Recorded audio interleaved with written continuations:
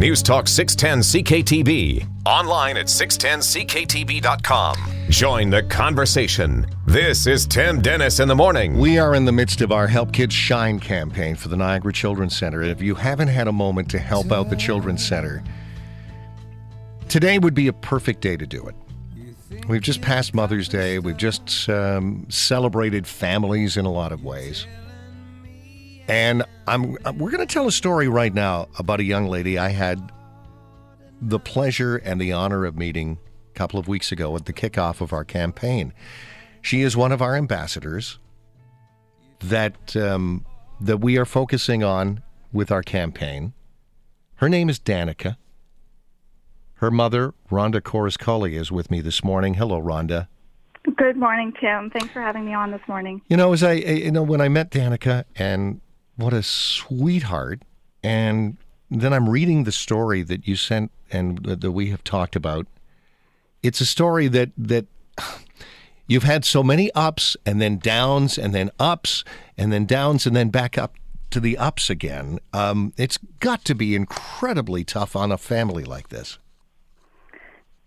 We've well, exactly like you said, ups and downs. We've had our tears, that's for sure, but to see how well she's doing now is you can't help but smile around her. This child goes around, scoots around on her bottom, saying hi to anybody who will listen. Yep. And she'll continue to say hi until you say hi back. Yep. I found that out. Yes. Give me a little bit of background to this and how Danika got to this point at the Children's Center. She was born in October of 2012. And when did you notice that there might be an issue? At her 2-month checkup, the local pediatrician noticed that she wasn't tracking or responding to the lights. And that was kind of the first official time that that anybody was concerned. In the family, we kind of questioned each other. Does she reach for her mobile? Does she reach for toys? And then we just kind of put it down to, no, not yet. I'm sure it'll come soon.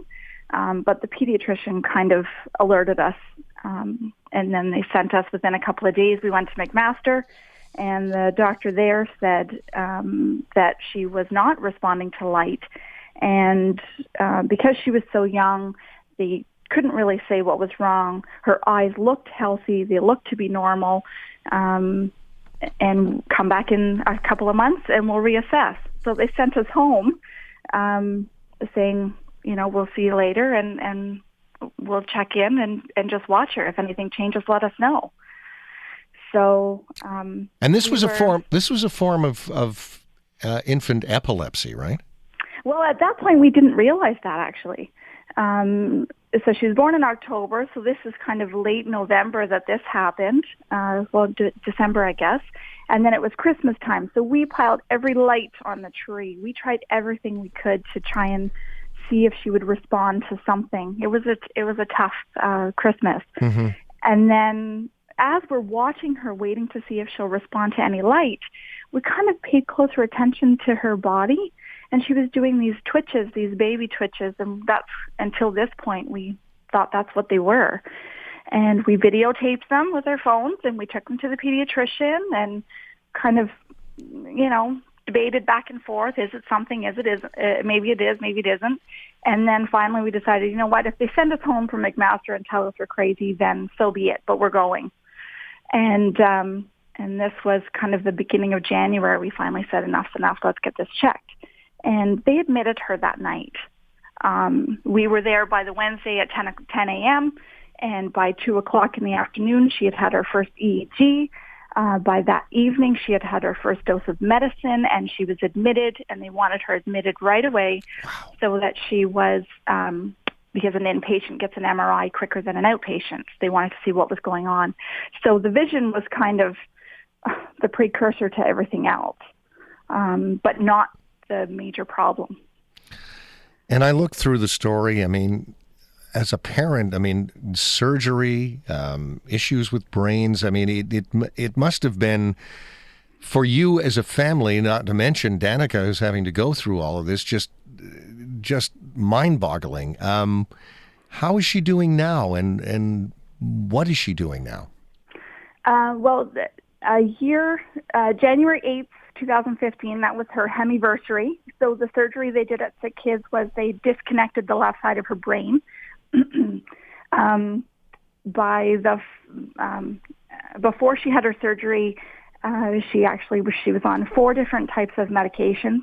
There was 2 different seizures, and a little girl that was sitting up playing and starting to see could no longer sit anymore. She was eating with her eyes closed. We were going to the center at that point, but beyond their control, they weren't really able to help at that point. Nobody was. Mm-hmm. But then she, at that point we had no choice. We had to do the surgery. So we went to Sick Kids, and then from there we were Blurview for 3 months, and then it was kind of there that the center took over for us.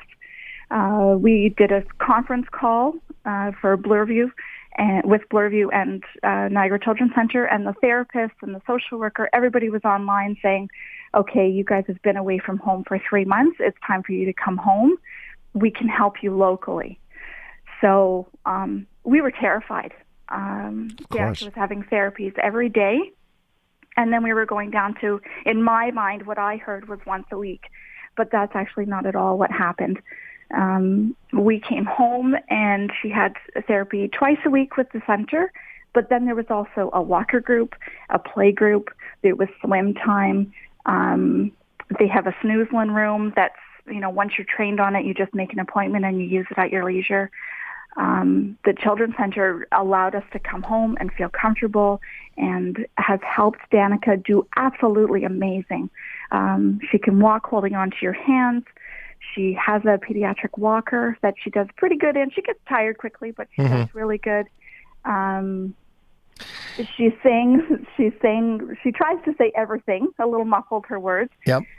But the part of the brain that they disconnected, that's where a lot of the language is, the left side. So she's going to have some struggles, but she's doing absolutely amazing. You got hope. And oh, my goodness. You got inspiration from these people. And absolutely. Without the Children's Center, where would you have ended up? Where would Danica have ended up having to get help? I actually don't know. Yeah. I would have not wanted to come home from Toronto and be with the rest of my family. I would have preferred to stay up there. But they've been amazing. The support, and they're so positive, and they just help you. They help you celebrate the small things, and then they show you that next step that you're working for.